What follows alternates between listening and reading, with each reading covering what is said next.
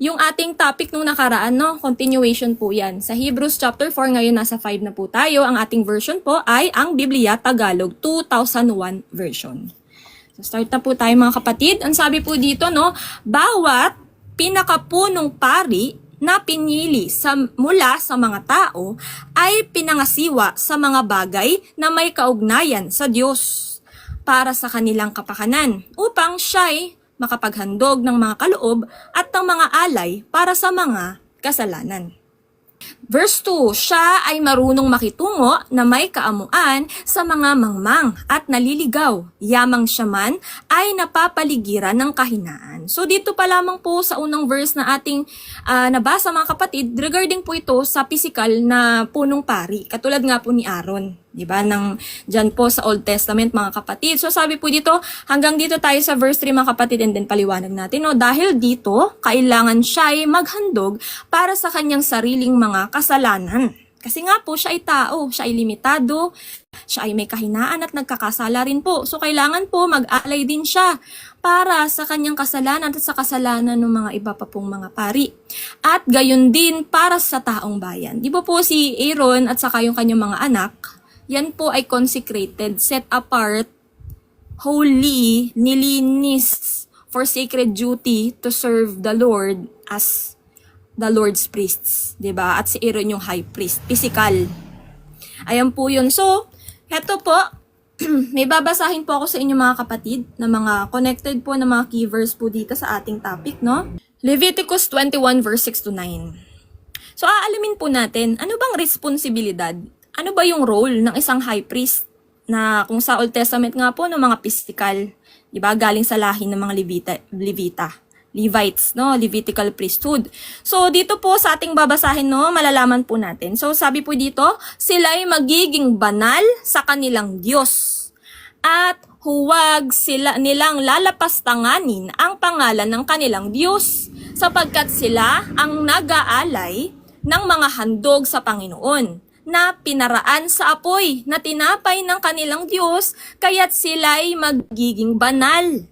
So, dito pa lamang po sa unang key verse na ating binasa, example po sila ng holiness and righteousness. Set apart nga po nung mga talagang banal. Yan po yun. Sabi po dito, no, huwag silang mag-aasawa ng isang babaeng upahan. O sabi nga po dito sa baba, no, ano po yung upahan or yung prostitute bayaran. Sabi po dito, no, o babaeng nadungisan, ni mag-aasawa sa isang babaeng hiwalay na sa kanyang asawa sapagkat ang pari ay banal sa kanyang Diyos. So ito po, hindi lang po ito tumutukoy, no, sa physical. Yes po, yung physical na nabayarang babae nagpapagamit ng kanyang katawan sa panandaliang aliw, hindi daw po pwede. Pero ang mga ganong tao ay tinatawagan po ng Diyos kasi lahat po tayo nagkasala. Lahat po tayo, hindi lang po yung mga gumagamit ng kanilang katawan upang pagkakitaan. Lahat po tayo nagkasala. Kaya nga ang gusto ng Panginoon ay lumapit tayo, di ba? Tayong mga makasalanan, lumapit tayo sa Kanya upang Kanyang mapabanal. Hindi po tayo mai-stay na makasalanan. Babaguhin niya po tayo into the righteousness of God. Diba? Siya po yung nagbayad ang Panginoong Hesus, ang nagbayad ng ating mga kasalanan para tayo ay mabago. Hindi po para manatili po tayong makasalanan. So dito po, no, hindi daw po mag-aasawa yung punong pari at saka yung mga pari ng babaeng nadungisan ni mag-aasawa ng isang babaeng hiwalay na sa kanyang asawa sapagkat ang pari ay banal sa kanyang Diyos. So ang ibig sabihin lang po, remember, ang Panginoong Hesus, 'di ba, ang ating eternal high priest. Ngayon nga po, no, sa New Covenant na tayo mga kapatid. At yung tayo yung church, tayo yung bride, 'di ba? Tayo magkakaroon po ng marriage supper of the Lamb. So lagang iisipin natin, ipanatili yung ating mga damit, spiritual na damit na puti kasi puti po yung binigay at ibinalot sa atin. Righteousness po yan ng Panginoon. So tayo, papanatilin po nating walang dungis, walang spot without blemish. Mga kapatid, katulad nung sinasabi dito, no, kung physical yan sa Old Testament, sa New Testament, spiritual. Siya ay iyong ituturing na banal sapagkat siya ang naghahandog ng tinapay ng inyong Diyos. Siya ay magiging banal sa inyo sapagkat akong Panginoon na nagpapabanal sa inyo ay banal. So kung ang high priest nga po dito, 'di ba, si Aaron, Tapos, yung mga priest, yung kanyang mga anak, no? Yan yung mga nagmamana, na tayo nga po yun, no? Yung mga, kung sa Old Testament, mga physical na priesthood, tayo po ngayon, the royal priesthood of the Lord. And our eternal high priest, our head, Lord God and Savior, Lord Jesus Christ. Kung siya ay banal, tayo din po mamumuhay na may kabanalan. Yan po yan. At sabi nga po dito, no, naghahandog ng tinapay. Kung dito po physical, sa atin po spiritual na tinapay, which is the Word of God, Him. Lord Jesus Christ. Na tayo daw po dito sa banal na hapagkainan ng Diyos. Nakikinig tayo ng kanyang mga banal na salita, banal na tinapay. So dapat po tayo, di ba nagpapalinis po tayo sa kanya. Araw-araw tayo nag-repent, araw-araw tayo na nagsosurrender sa Kanya upang Kanyang tayo mapabanal. Kasi nga po, nagsasalo-salo tayo sa banal na salita niya. So dapat may kabanalan din yung pamumuhay natin. Nag-aatid tayo ng banal na salita. So dapat po tayo yung nagiging example kung paano i-practice yung holiness and righteousness. Sabi po dito, no, kapag dinungisan ng anak na babae ng isang pari ang kanyang sarili sa pamamagitan ng pagpapaupa o yung prostitusyon nga po ay kanyang nilalapastangan ng kanyang ama. Siya'y susunugin sa apoy. Kita nyo po, no? Talagang kaparusahan po talaga sa old law. Pagka hindi nakalugod sa Diyos, kaparusahan po agad. Pero naririto na po tayo sa New Covenant, which is ang Panginoong Hesus. Ang awa, ang pagmamahal, ang biyaya, naririto na, no? Nandito na po yung kapatawaran, lalapit na lamang po tayo. Yung tinatawag nga po dito, no, na prostitusyon, kung dito physical, ngayon po, napakarami po. Spiritual adultery.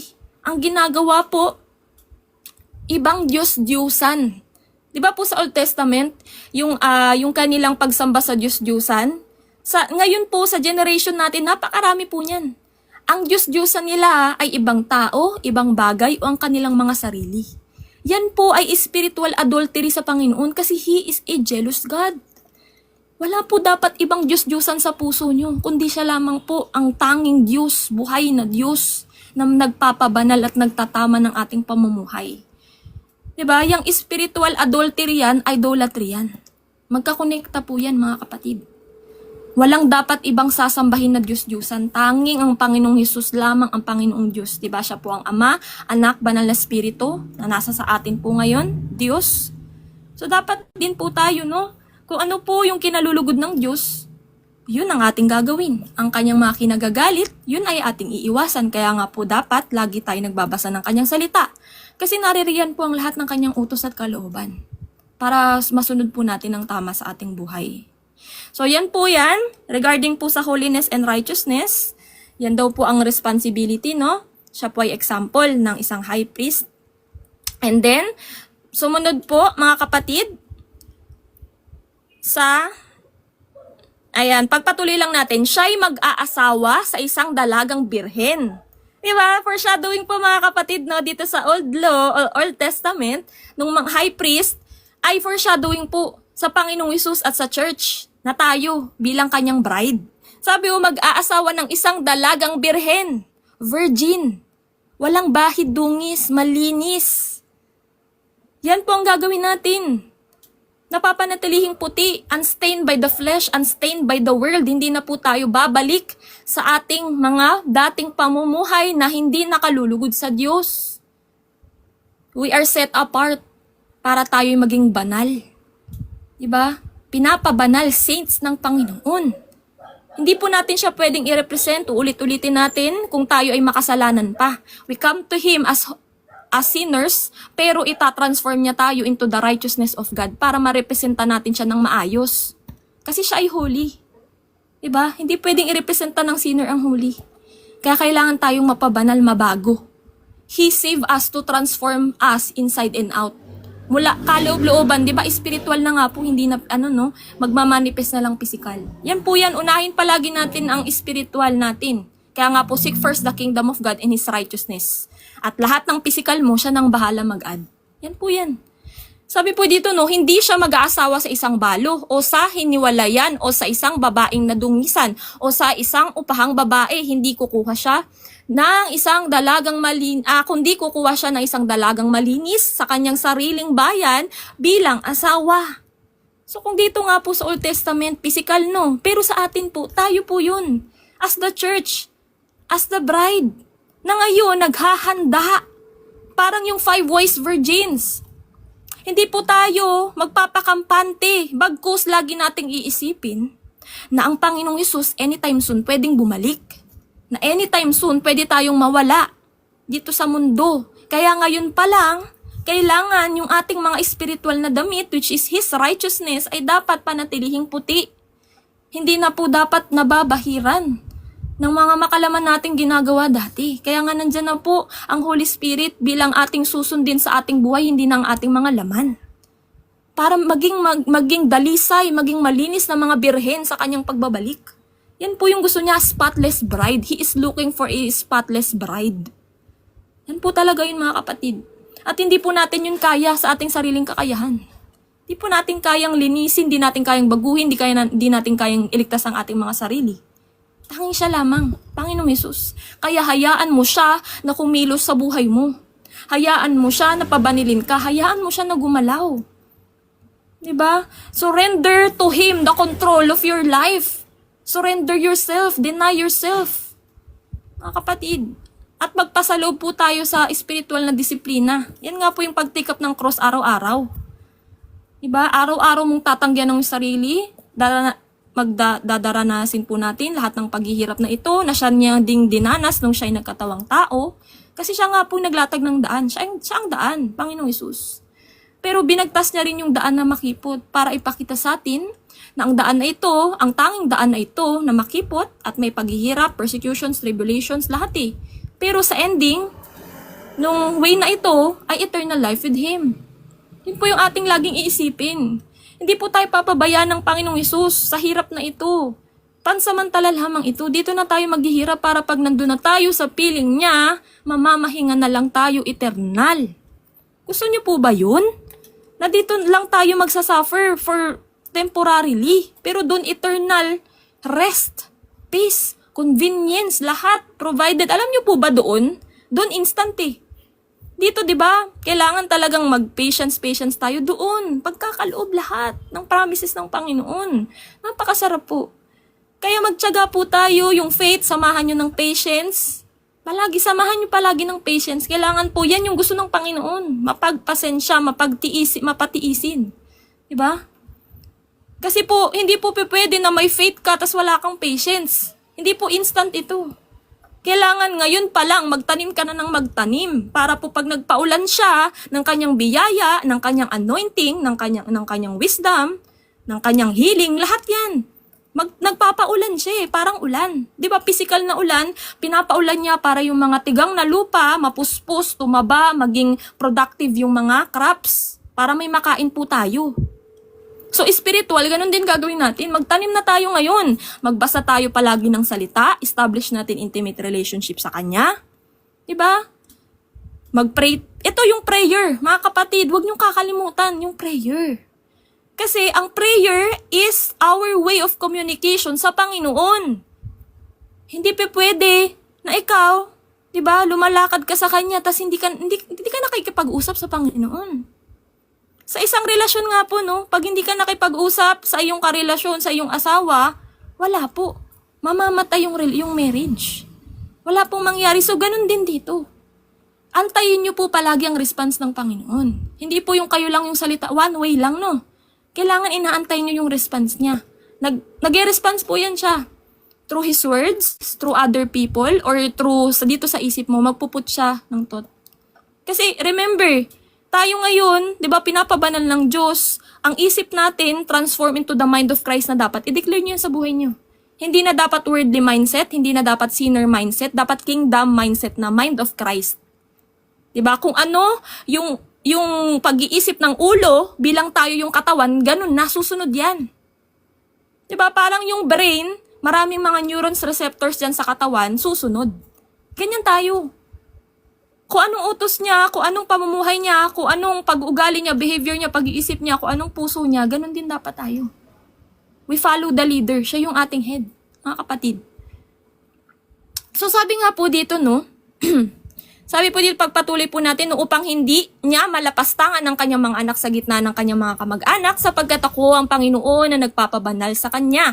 Karapatan sa pagkapari. At nagsalita ang Panginoon kay Moises na sinasabi, sabihin mo kay Aaron, which is yung physical high priest nga po ng Israel dati sa Old Testament, sino man sa iyong mga anak sa buong panahon ng kanilang salinlahi na may kapintasan ay hindi maaaring lumapit upang maghandog ng tinapay sa kanyang Diyos.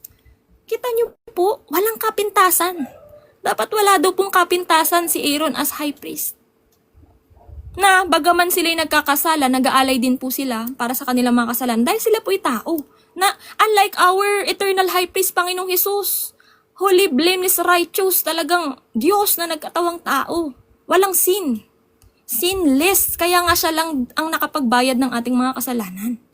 Para yung righteousness niya, yung holiness niya, maidamit sa atin. At siya nating masunod. Diba mga kapatid? Sabi nga daw po dito, no? Diba, naghahandog ng tinapay. Physical. Pero ngayon po, Word of God is the Lord Jesus Christ. Siya po yan.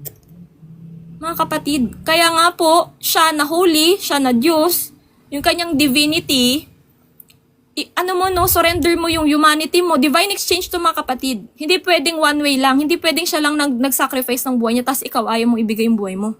Divine exchange to mga kapatid. Surrender your humanity to Him. Ibig sabihin, tatanggihan mo lahat ng makalaman at makamundo sa'yo. Surrender mo sa Kanya control, your desire, your dream. Yan. Surrender mo lahat. Hayaan mo siya. Yung magpatakbo sa buhay mo. Diba? He will give you He will give you His divine nature. Sabi nga po yun sa 1 Peter, we are partakers of divine nature. 1 Peter or 2 Peter.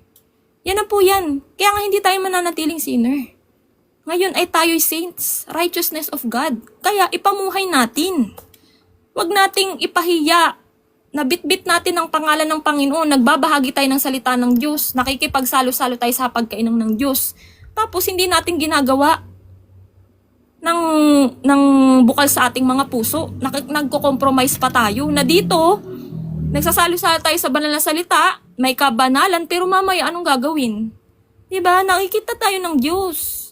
Nakikita niya yung lahat ng ginagawa natin kahit hindi pa natin naisip, alam na niya. Mas kilala niya tayo kaysa sa ating sarili. Huwag po tayong maging yung peke, yung sasalita lang na na may pananampalataya sa Diyos. Pero pagdating sa gawa, pagdating sa pamumuhay, hindi makita yung mabuting bunga ng Diyos, ng Panginoong Jesus. Mga kapatid. So, pagpatuloy po natin, sa Leviticus, medyo marami itong mga kapatid kasi iniisa-isa po natin yung responsibility ng high priest as physical, kila Aaron, tapos sa ating Panginoong Hesus naman, yung foreshadowing, di ba mga kapatid, as spiritual na. Mamaya po merong illustration dito, matutuwa kayo mga kapatid dahil may rinibil po si Lord regarding po sa garments mga kapatid. So dito po sabi Leviticus 16:32-34, ang pari na kanyang hihirangin ay itatalaga upang maging pari na kapalit ng kanyang ama ay siyang gagawa ng pagtubos na suot ang mga banal na kasuotang lino. Yan po. Diba? Sabi dito, kanyang tutubusin ng sanktuaryo at tutubusin niya ang toldang tipanan at ang dambana at tutubusin niya ang mga pari at ang buong bayan ng kapulungan. Ito'y magiging alituntuning walang hanggan sa inyo na tubusin ng mga anak ni Israel minsan sa isang taon dahil sa lahat nilang mga kasalanan. At ginawa ni Moises ang ayon sa iniutos ng Panginoon. So, siya po yung tumutubos, siya yung nag-aalay, yung high priest, si Aaron. Siya yung nag-aalay para sa kasalanan ng buong Israel, sa mga tao ng Diyos. At maging sa kanyang kasalanan, nandito po yan, kapag ang pari ito, Leviticus 4:3-5, kapag ang pari na binuhusan ng langis, which means yung holy anointing oil po yun, lahat po ng madaitan ng oil na yun, holy. Ang nagkasala at nagbunga ng pagkakasala sa bayan, maghahandog siya sa Panginoon ng isang guyang toro na walang kapintasan bilang handog, pangkasalanan dahil sa nagawa niyang kasalanan. Dadalhin niya ang toro sa pintuan ng toldang tipanan sa harap ng Panginoon at ipapatong niya ang kanyang kamay sa ulo ng toro at papatayin ng toro sa harapan ng Panginoon. Ang pari na binuhusan ng langis ay kukuha ng dugo ng toro at dadalahin sa toldang tipanan. Yan nga po yun, yung sa Old Testament pa po, yung tent of meeting, di ba? sa tabernacle ng Panginoon physical. Ngayon po kasi 'di ba, tayo na yung templo ng Panginoon. Dito na siya nagde-dwell sa ating mga puso. 'Di ba? The Holy Spirit is dwelling in our spirit which is located to the core of our heart. Kaya nga po yung heart natin ang kailangan talagang mabago, mapabanal. Kasi dyan po siya nagdidwell eh. Kailangan kung saan nagdidwell yung holy na Diyos ay holy din po yung dwelling place. Kaya ang sabi po dito, no, kung yung una, responsibilities, example talaga ng holiness and righteousness para susundin po ng iba. And then sa pangalawa po dito sa nabasa natin is atonement. Sila po yung nagtutubos ng mga kasalanan. Sila po yung nag-aalay, 'di ba, ng mga burnt offerings, naghahandog para sa mga kasalanan ng buong Israel at para sa kanilang mismong kasalanan. Kasi sila po'y tao. Sila'y limitado. 'Di ba mga kapatid? Sila'y nagkakasala din po. Unlike ang ating Panginoong Hesus, sinless, holy, blameless, righteous, talagang inalay. Ito ang daming alay, 'di ba? Ang daming inaalay. Pero sa Panginoong Hesus, His one and only precious holy blood ang kanyang inalay para sa ating lahat, para sa kasalanan ng buong sanlibutan. 'Di ba? Past, present, future. Napakabuti ng Diyos, di po ba?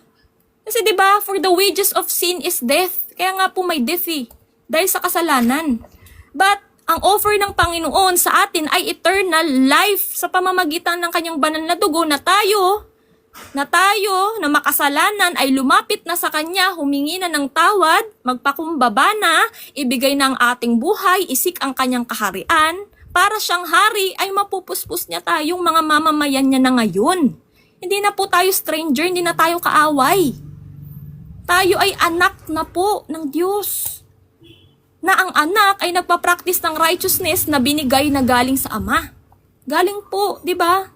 Sa Kanya, sa Diyos po mismo na ating sinusunod ngayon at pinapamuhay. So dito po, sa pangalawang responsibility, yun nga po, nag-aalay, di ba? Kung sa physical, nag-aalay ng physical na mga toro, mga hayop. Dito naman, buhay po mismo ng Panginoong Hesus, banal na dugo. Kasi sabi nga po dito sa Hebrews, pag wala pong shedding ng blood, walang forgiveness of sin. So kailangan may blood na ma-shed. 'Di ba mga kapatid? Kaya nga po, ito mga kapatid ha, parehas din po yan sa Kingdom of Darkness. Pansinin niyo po, ang Kingdom of Darkness po, marami silang kinukos na accidents, marami silang kinukos na mga wars, marami silang kinukos na mga patayan, violence. Kasi nga po, kailangan may blood na ma-shed. Naaalay po yan sa kanila. Diyan po sila kumukuha ng kanilang pagkain at sustenance.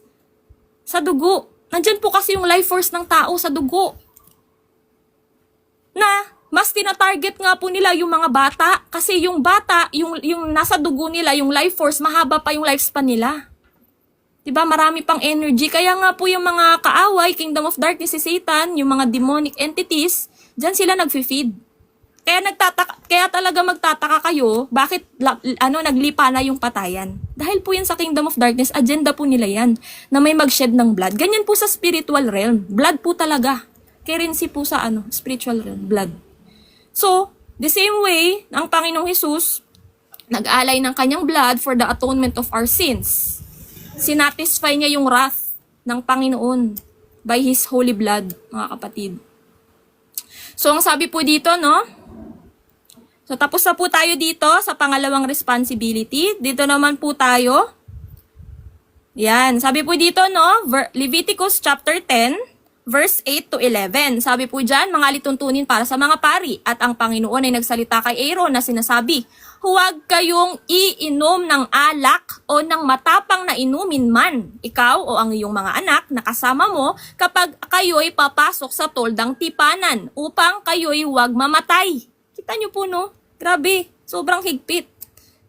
Pagka daw po uminom daw, parang yung mga Nazirites, 'di ba natin yan, na topic natin, katulad ni John the Baptist or ni Samson, mga Nazirites, talagang bawal silang uminom ng mga matatapang na inumin o alak. Kasi they are set apart, holy para sa Panginoon, for a sacred duty.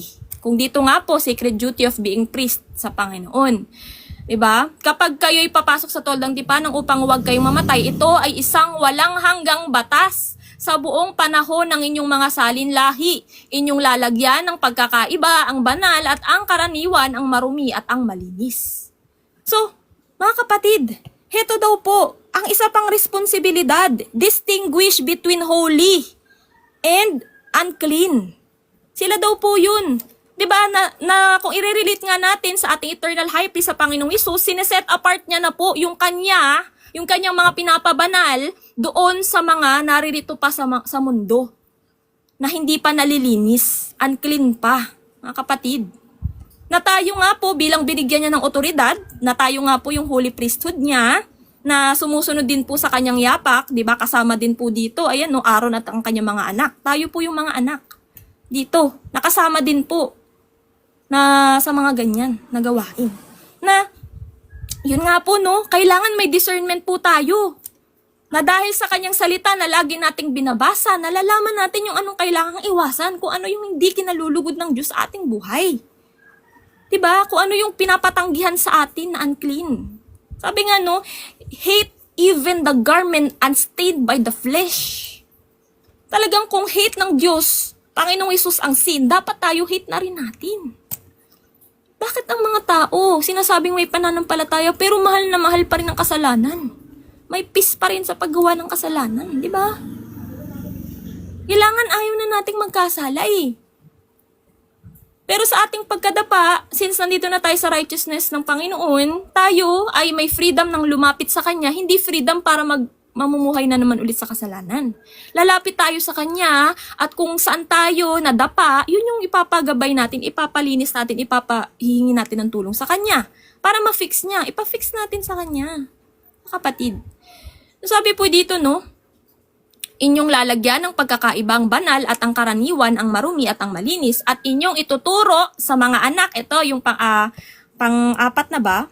O pangatlo? Ayan na responsibility. Ituturo daw po sa mga anak ni Israel ang lahat ng batas na sinabi sa kanila ng Panginoon sa pamamagitan ni Moises.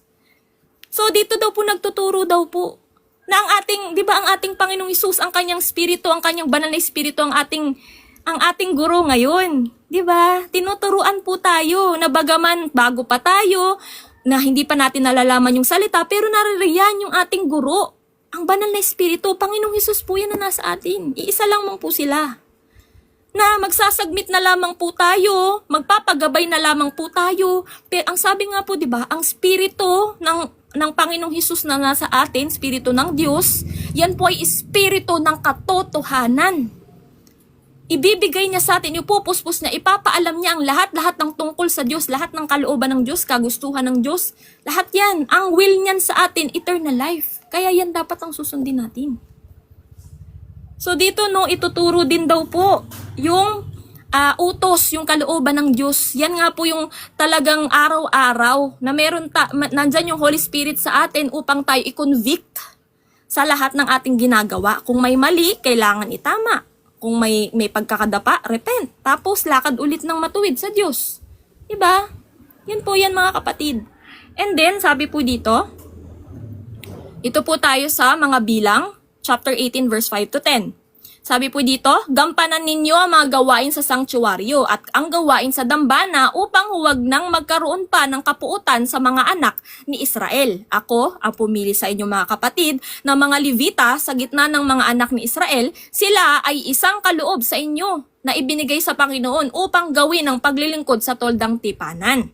At gagampanan mo at ang inyong mga anak. Lagi pong kasama yung mga anak, di po ba? So lagi tayong kasama ng Panginoong Hesus. Na kung siya nga, 'di ba, Diyos na nagkatawang tao, 'di ba? Diyos na po ito. Hinubad ang kanyang pagka-Diyos pansamantala para po sa maglingkod sa atin.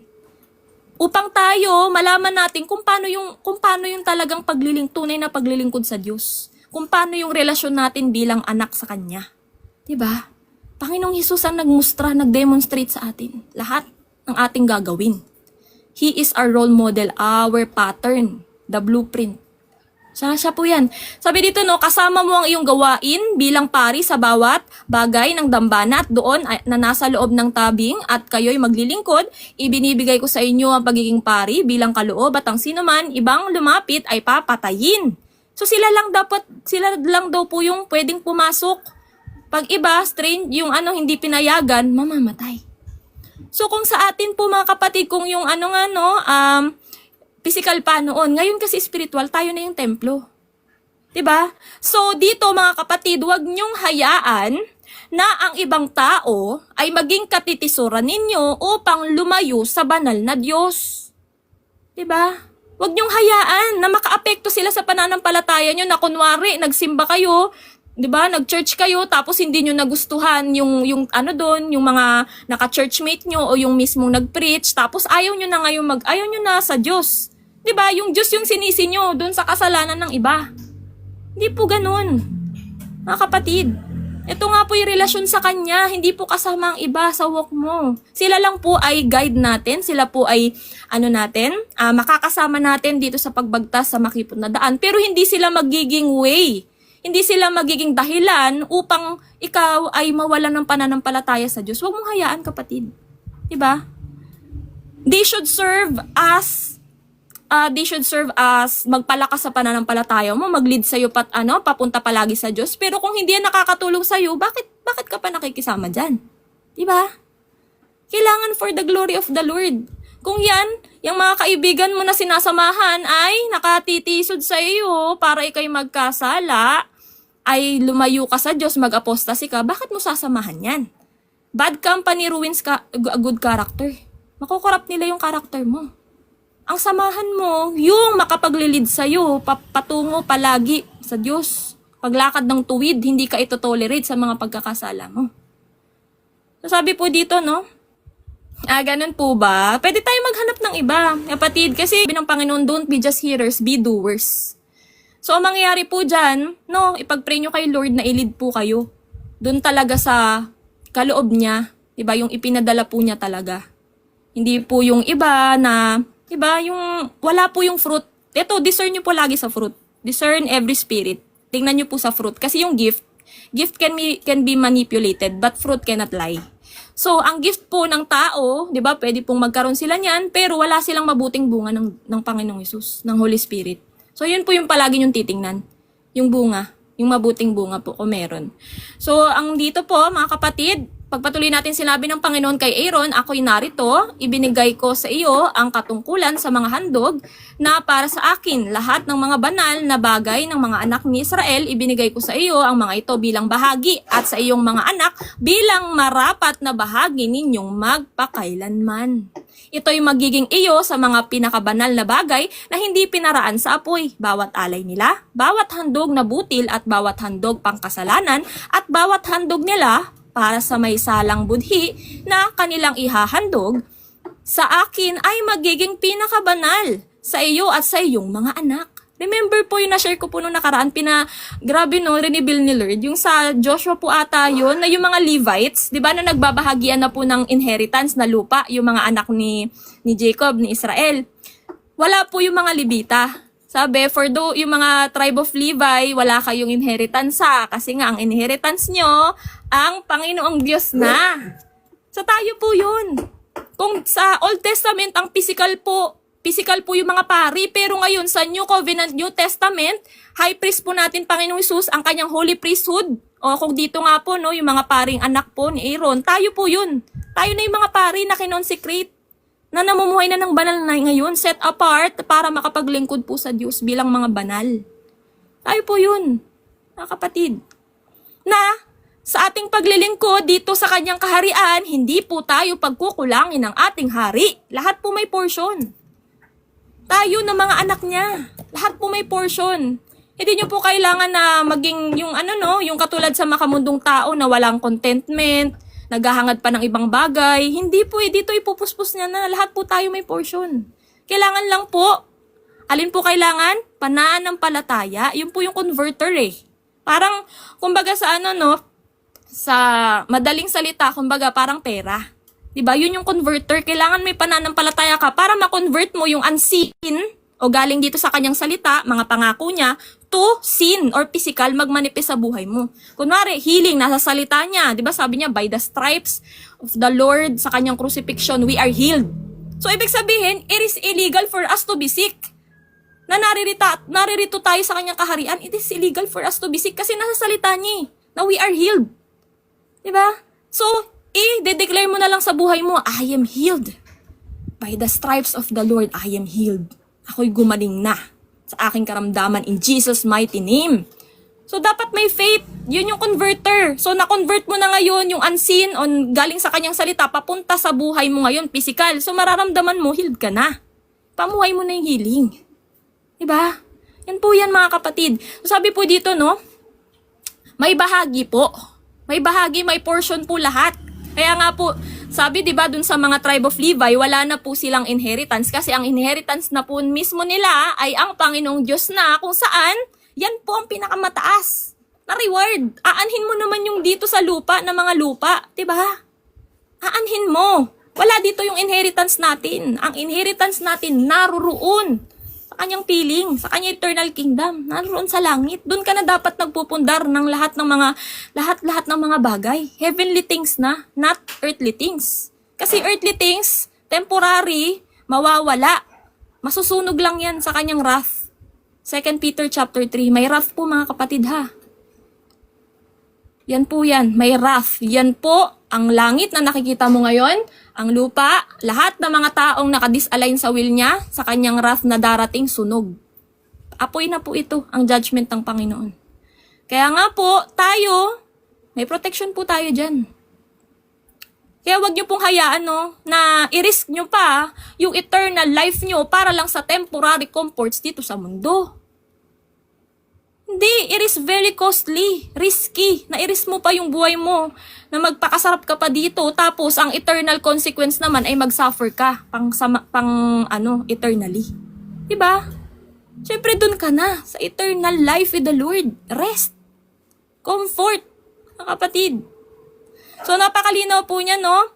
So, kung dito nga po, diba, ang inheritance nila, ang Panginoong Diyos na po, sa atin po ngayon, ang ating Panginoong Jesus, diba, siya ang hari, tayo yung mga anak niya, tayo yung kanyang citizen, kingdom citizen, pupuspusin niya ng lahat ng sa kanya. Sabi nga sa Philippians, no, lahat, according to His riches, ano po ito, mayaman ng ating Diyos, siya po ang likha ng lahat.